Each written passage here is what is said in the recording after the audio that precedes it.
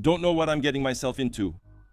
Visit, little police check. Not really, it's countryside, it's the countryside. Ah, okay, it's not at all. What were they doing?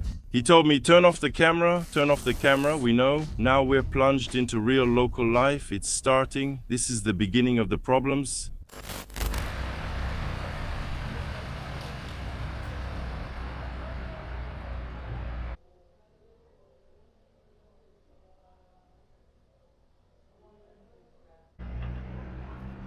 Salam alaikum, I hope you're doing well.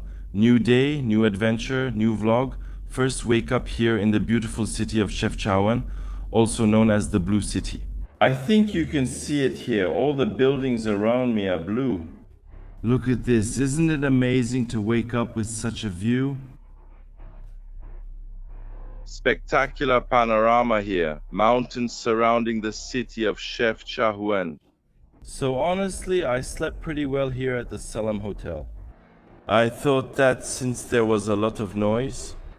Actually, since we're really on one of the main roads in the city of Chefchaouen, which leads to the Medina, I thought it would be pretty noisy since my window is right on the street. But no, actually, I slept very well. The noise died down around midnight, something like that. Then I think I was so tired that I just crashed. The room was pretty cozy, a blue room. One really in the image of this beautiful city of Chefchaouen, which really respects the city's color scheme. And for today's plan, well, listen. Actually, what's happening is that to get to the next stage of this trip, which I'm absolutely not going to spoil for you right now, I'll tell you at the end of the video. You'll know where we're going at the end of the video. I have to take a night bus. Well, I know I don't really like it anymore. With age, night buses tire me out a bit, but I don't have a choice. I really checked everything. It's the only option. So I checked out, and since I've already explored the Medina of Chefchaouen quite a bit, etc. Even though we didn't go here yesterday, the Mosquita, the perched mosque, I think we'll go today. At the end of the day, I wanted to do something a little out of the ordinary. You know that when I travel, I love to let myself get lost and not just go to tourist spots, etc. I like to go off the beaten path. Well, guess what? When I took the trip from Tangier to Chefchaouen in the shared taxi, I repérer une sorte de petit village. I was really drawn in by the people, markets and more. It looked super authentic, so I quickly took out my phone, geolocated the place, and I told myself we have to go back there together. To try maybe to experience a deeper Morocco, a more local Morocco, a more authentic Morocco. Anyway, you get what I mean. So now, well, my first mission is to try to find something to eat because I'm hungry.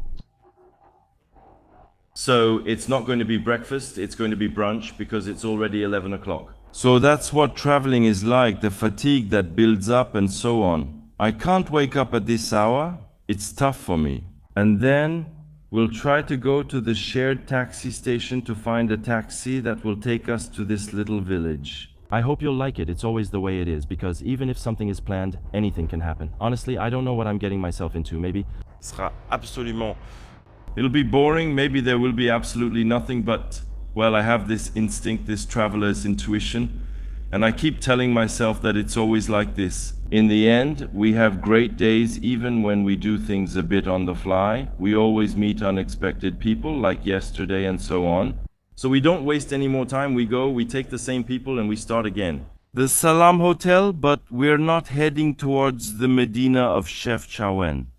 We're heading towards the bus station and the collective taxi station. Oh. That scooter is really noisy.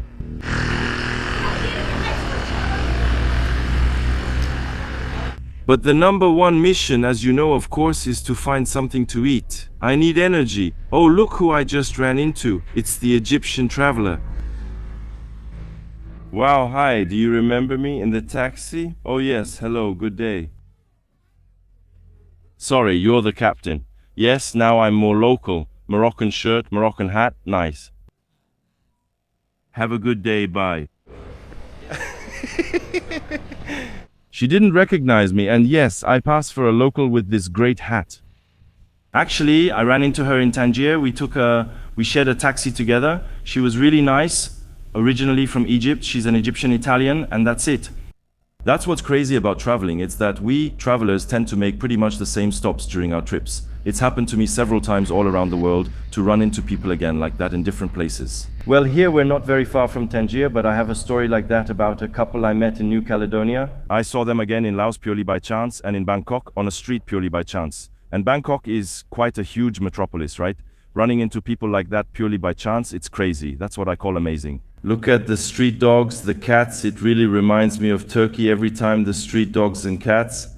Yeah, they partied all night, so now they're a bit tired. I heard them barking last night. There are really lots and lots of beautiful hotels. That's what's nice.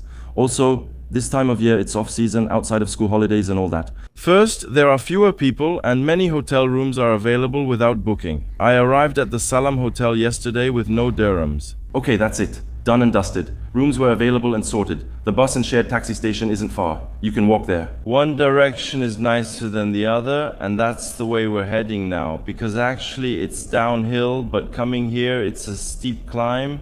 I'll decide whether to walk or take a taxi. It's not far, maybe 15 or 20 minutes on foot. The weather's nice, I enjoy walking, and I have free time, so I should take advantage of it.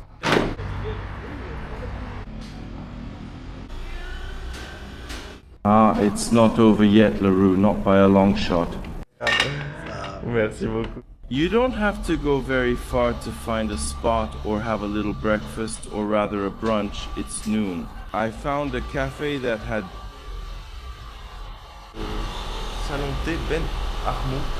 pretty reasonable prices. You can see the menu, 9 dirhams for coffee, an egg with olive oil. Anyway, I won't go into more detail. So, of course, I ordered my guilty pleasure, the barriers, the pancakes with honey. I love that. I think that, honestly, I prefer that even more than the others. In the end, and of course, I got an egg for the protein, and well, to go with my pancakes, I took 4 because I was really hungry. I got some local cheese. I love this Moroccan cheese.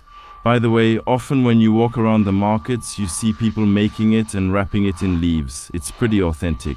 Here I have amlou, the local Moroccan breakfast paste made of almonds, argan oil and honey. And here I have honey and olives and of course an orange juice for the vitamins, especially Moroccan style. Honestly, look, it's pretty cozy, it's calm, there's nobody here, it's blue. Of course we're in Chefchaouen. It's funny because even on the towels, it's written in Spanish. Since we're very close to Spain, I've already mentioned it several times at the beginning of this Moroccan adventure. Well, actually, even the street names are translated into Spanish and so on. But the question I'm asking myself is, in the south of Spain, which has also experienced Arab and Berber influences, are the street names also like that? For example, I don't know if it's in Arabic or, well, I don't know. I've honestly never been there because also when you go to a restaurant, I don't know, the napkins, it's written in Arabic on them.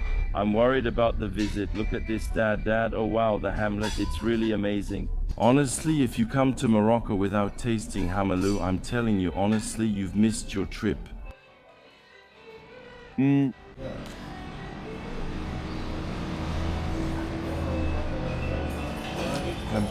It's good, it's so creamy.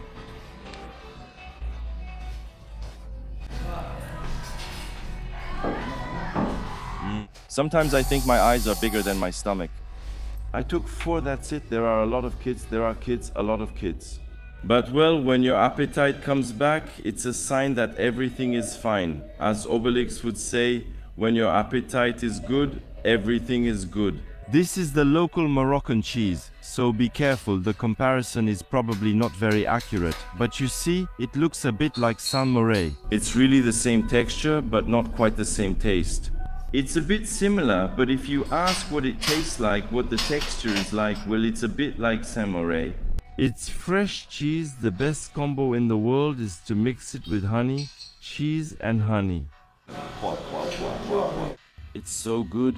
A bit like on pizzas, for example, which are goat cheese, honey. It's basically the same. There you go. There you go then. We roll that. Clac, clac, clac.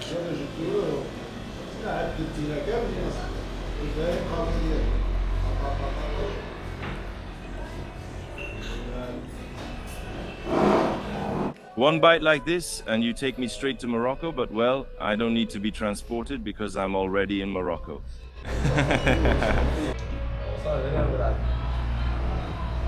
Well, there you go. I ate well, it was super filling, and I only paid 69 dirhams, really affordable. So at the current exchange rate, that's 6.50 euros.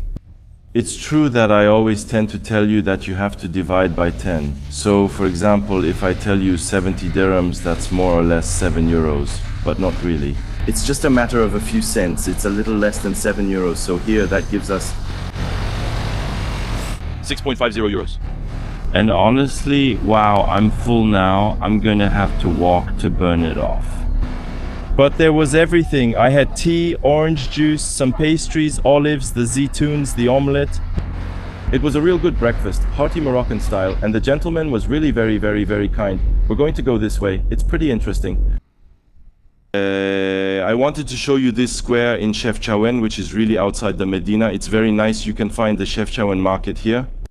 Well, no need to go into the market today, since I've already shown quite a few markets here in Morocco, fruits, vegetables, and so on.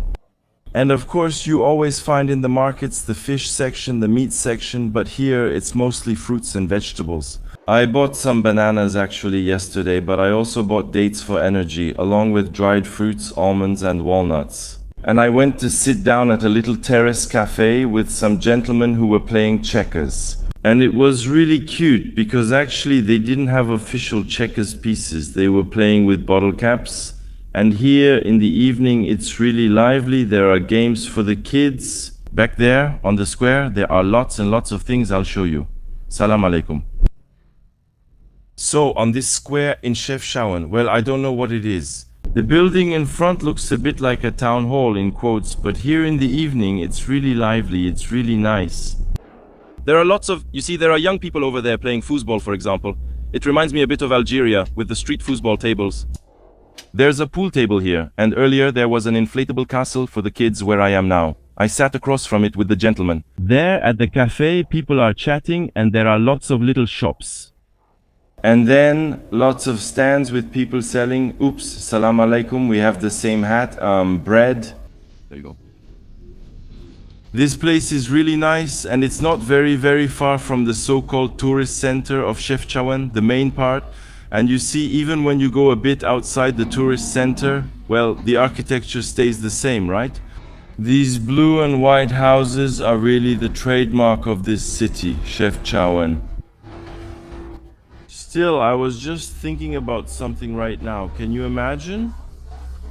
So for breakfast, I paid 70 dirhams, which is about 6.50 euros. That's not even the price of a can of Coke on a Parisian terrace. What? Oh, did you go shopping, damn? But it's crazy, you know, when you see in quotes the purchasing power we have here, and we're really very lucky, you know. It's true in most countries in the world, whether it's Southeast Asian countries, Latin American countries, African countries, etc. With our euros, we definitely have a bit more purchasing power, and especially going to places that are a bit more local, less touristy, and of course cheaper. That still means 70 dirhams, 6.50 euros. You know, that's a big amount for Moroccans. And for us, 6.50 euros for a breakfast, poof, what is that? It's nothing at all, honestly.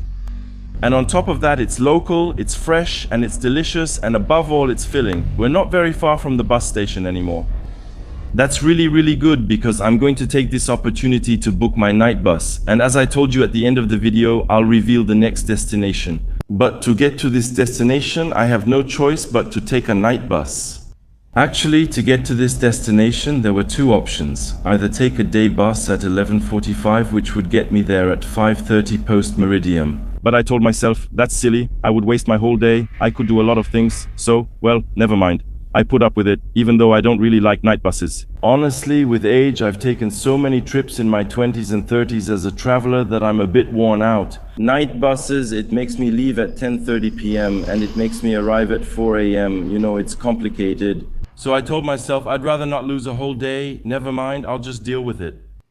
It's not a big deal. When I get to the next city, I'll look for a place to stay and rest before exploring.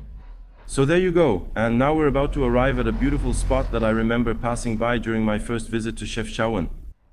Look at that, bam! Another beautiful view here of the mountains surrounding the city of Chefchaouen. I love it, honestly, I love it. Like I said in the previous episode, which I recommend you go watch, by the way, obviously, in the playlist tab of my YouTube channel, you can find the next episodes of this new adventure in Morocco. I made a new playlist for this Morocco adventure, and in the playlist tab, you can also find all my past adventures worldwide, which I highly recommend checking out. Because we filmed a bunch of them. Algeria, Tunisia, Qatar, Japan, Korea. It's already been almost 10 years that I've been creating travel-focused content on this YouTube channel. Look, there are plenty of stands with mcmens, Moroccan pancakes, and so on. I encourage you to check out those playlists. They're amazing and in the same style. It's me, sometimes younger, since it was almost 10 years ago. But there you go. And also, as usual, if you enjoy these adventures but want to follow them live, feel free to add me on my social media, because that's how it happens. Not at McDonald's, but on my YouTube channel. Yes, you can add me because I have my phone with me every day. And I make lots of little videos for you on Insta. I also make videos for you on my TikTok account, I make videos for you on my Snapchat account, and I make videos for you on my Facebook account too. He never stops. If you want to follow the adventure live before the YouTube videos, this is the way. So it all happens on Instagram and now on Snapchat, because I've started using Snapchat again and I have all the social networks. Anyway, even Facebook and even TikTok, you can add me there. And even the most toxic ones, unfortunately, I even have Twitter. Yeah, I know, it's the most toxic platform. Yet it's blue, it's frozen. Oh no, it changed, it's called X now, that's right, before it was blue. Like the city of Chefchaouen. Look at this big slope. Now you'll understand why it's better to take a small city taxi when you arrive at the Chefchaouen station to get to the Medina. Because man, it's steep, so if it's hot, really hot, I can tell you, you'll lose 10 kilos just like that. But on the other hand, the way back is much easier. You see, in Chefchaouen, even the taxis are blue. Come on, we're almost there. It's just right over there.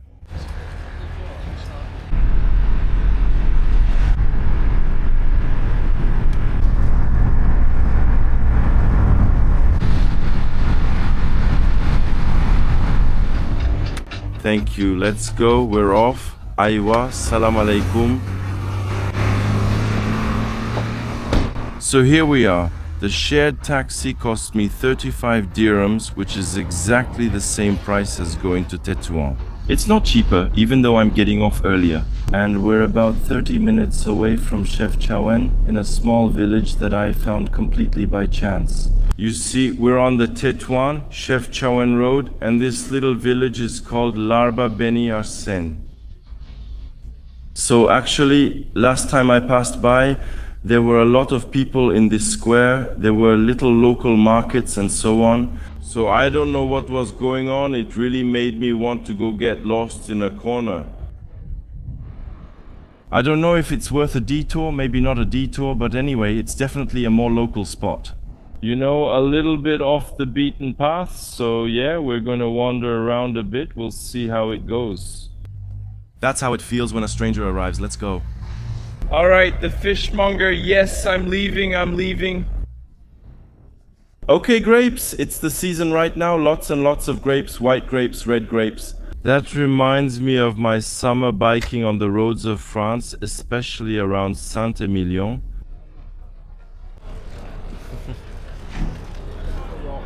But here I think this must really be the right spot. Salam alaikum to eat well and not too expensive. On top of that, it looks really good. Grilled sardines, I love those. It's this grilled chicken. Right now, we're in the village of Larba Ben Yarsen. And what is there to see, to do, see, enjoy? The village.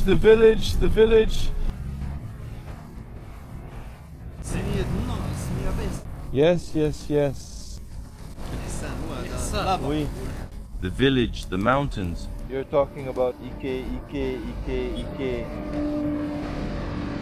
That way, yes. Okay, Chukran, thank you very much. Thank you. Thank you very much. Thank you. Doesn't seem like there's much to do. Actually, it looked a lot livelier the first day I passed by in a shared taxi. It was really lively and all. There are the little popular cafes where people play checkers.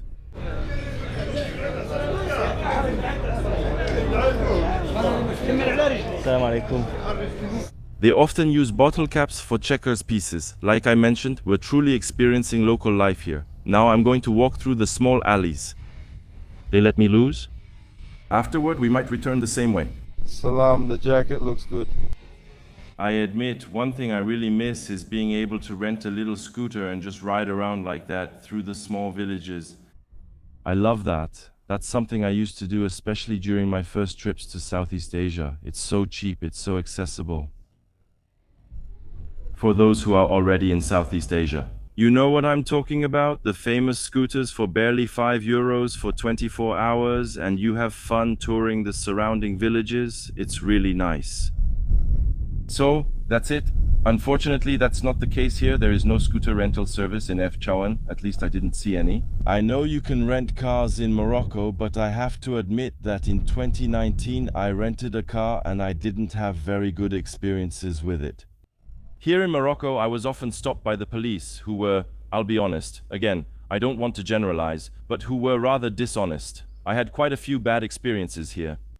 I was once stopped and told I was speeding, even though I wasn't. The speed limit there was 110 km/h. I was driving at 90 with my rental car, and then they told me I was speeding, but I really wasn't. And the worst part is I knew they were there because I had Waze installed. It said that the police were actually a bit further ahead, so even if I really had been speeding, for example, which I wasn't, I would have spotted them thanks to Waze. Actually, they couldn't have caught me. But since I've had a few bad experiences in Morocco, with police officers who immediately spot rental cars, who are always looking for small bribes and so on. It kind of annoyed me, and for this trip I just wanted to relax. It's my first trip back. I really don't want to stress out, honestly. It's the countryside. It's the countryside. But I wouldn't have said no to a little scooter. Oh yeah, this is really deep Morocco, Morocco. The Morocco that I like. Me, I actually like everything, whether it's popular places, tourist spots, or remote places. Salam alaikum, it looks like school kids. Do you hear the rooster crowing? There I see some horses and I see a mosque over there. I think it's going to be. My goal is to reach that mosque. It looks like it might have a pretty nice view since it's perched a bit higher up in the village.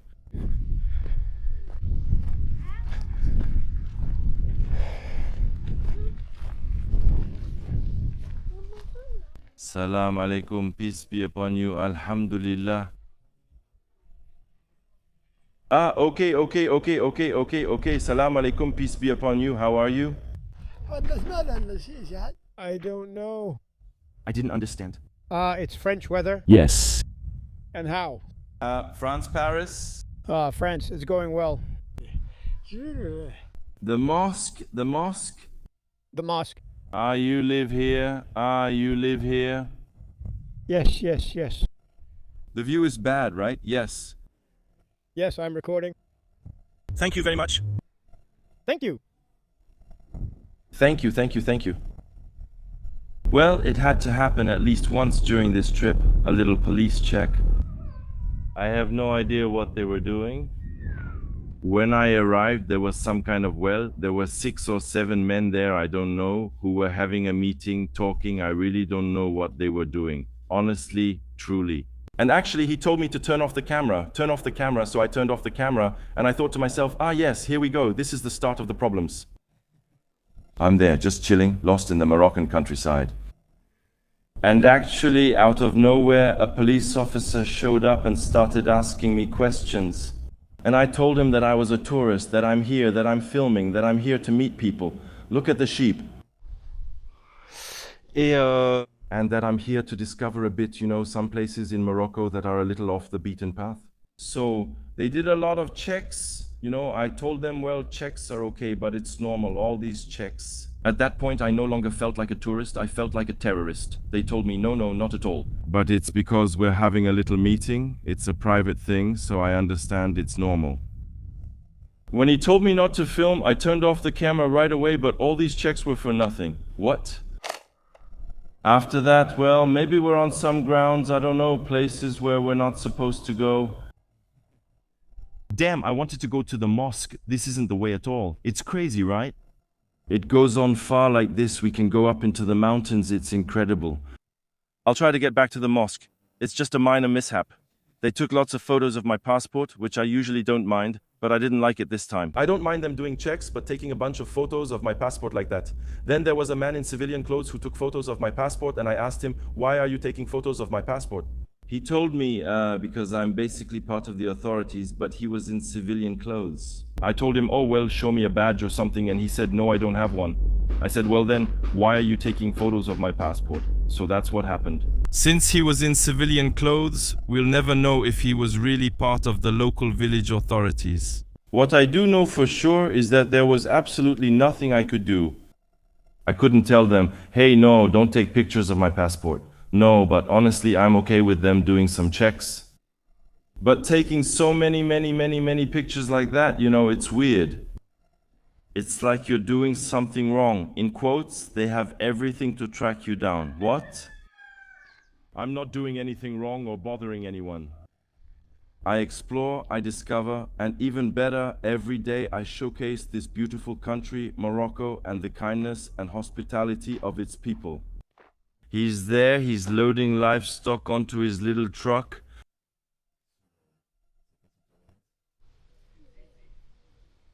And we have exactly, Salam, the same hat. It's the real Moroccan hat. It's perfect for the sun. Salam alaikum, we have the same hat. It's the same hat. A lot of women also wear this traditional hat, often with a veil underneath. I love this hat, really, I love it. Very good investment. Besides, not only is it practical and offers good protection, but it's also beautiful, really. Tell me what you think about it. We're going to cut through here to get to the mosque. It's really arid.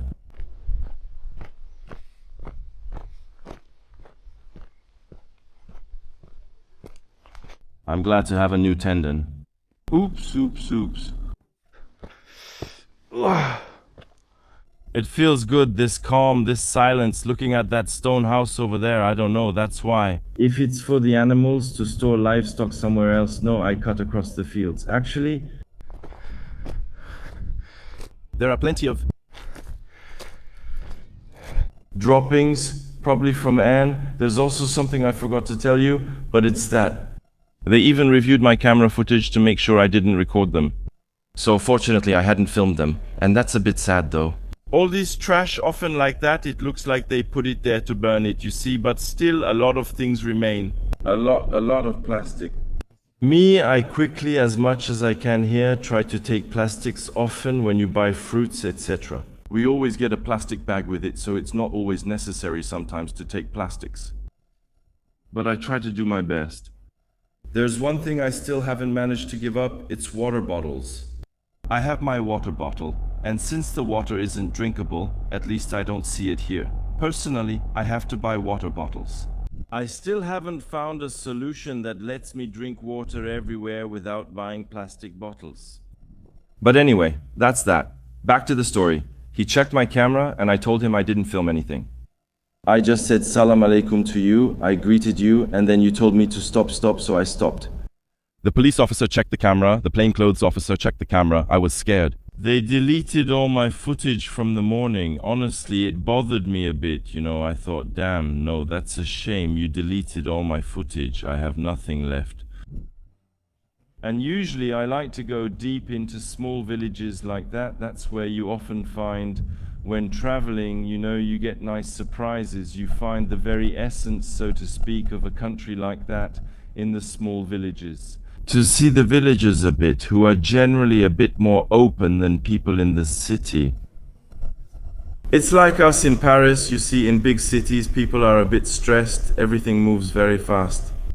We really take the time, whereas if you get lost in the countryside, people often take a bit more time, they're a bit more open. And for now I'm quite surprised because I greeted some people, I told them I was French, a tourist and all. I'm a bit surprised, honestly, that no one has offered me a cup of tea, to share a little tea, a small conversation. It's quite rare. It's quite rare. You see the olive trees there? There you go, that was it. My goal was to go up to the mosque, admire the view, and then we'll see all that manure there, which is used to make natural fertilizer. I've accomplished the goal for the start of this exploration, reaching this little mosque lost in the middle of the mountain. Salam alaikum, may you do good. It's beautiful, isn't it? It's beautiful.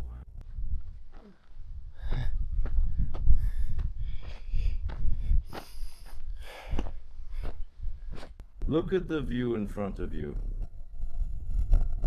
I tried to make contact, but the gentleman didn't seem to understand. Unfortunately, it's peaceful, it's calm, it's the countryside, it feels so good. All that's missing is a good tea here, I promise you. And I could just stay here like this, sitting with a good, bless you, sitting with a good tea, admiring the view, listening to the roosters crow. Like yesterday, when I got lost in the hills at Chefchaouen, it was beautiful. Well, I just wanted to visit the mosque, but it's closed. And the gentleman seems to be telling me, I don't really understand, but I think he's saying, he did this gesture to me, like this, like that. So I think it must only be open at 11 o'clock for prayer. Oh no, he's the one who has the key. Ah, thank you. Ah, it's open, it's open.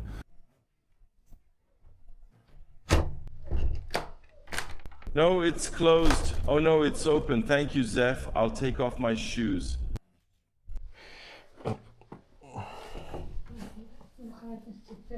Thank you. Small village mosque.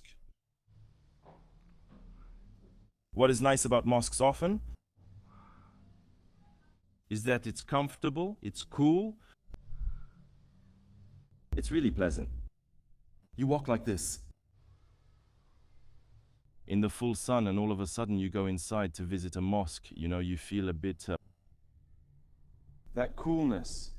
Yes, I think people are working, and of course they only come when it's time to pray. There you go. I'll try to join in. You speak French, right? You speak French? No, English, Spanish. Oh no. Yeah, I'm not ready. I'm not ready. It's one of the sheaths. In French style, yeah, with shoulders. Visit. Visit, okay. But you sleep here, house yes. House, yes? Oh, we take the shared taxi?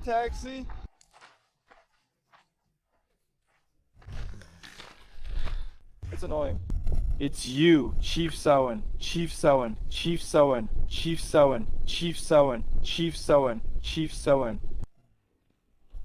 You're going to school, where are you going? Chefchaouen. Okay. In town. Work yes. Work, transport. Ah, it's on. I didn't understand. Did you go to our place or not? I went to Chowens, to the hotel. What's your name? Neem? Your name? I don't remember. My name is Ben Nekofadel. Yes. Fadel? Ben. Oh. Ben. Ben. Ben? Benjamins. Ah, Benjamin. Jamin. Ah yes, Jamin. Jamin. Ben Benjamins. Benjamin. And you, what's your name? What's your name? Hatim Fadel.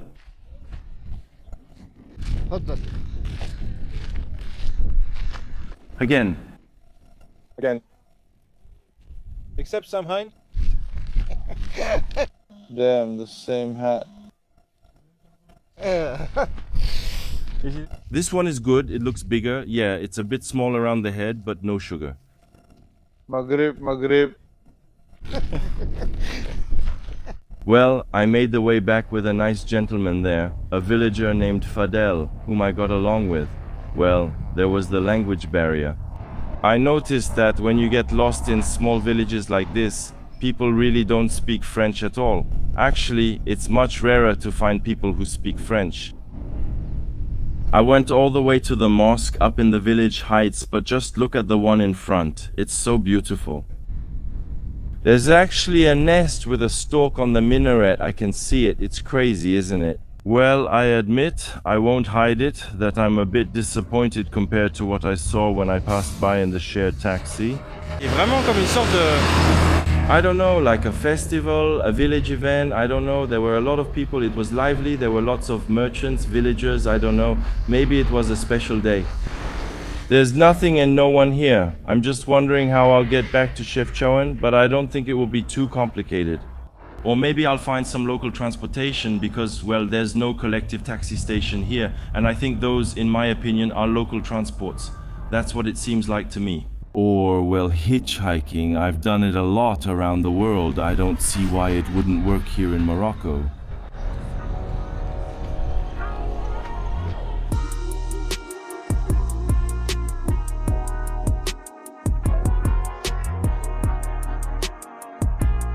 Speak a little French? For me, I can buy some. And then I ran into some women who started yelling at me. A good karantika for 3 dirhams, that's real people's food. That's a little less than 30 euro cents, brain tagine, 10 dirhams, less than 1 euro. I've never seen that in my life. I was shocked myself. What now? We're not arguing, right? It's not my day.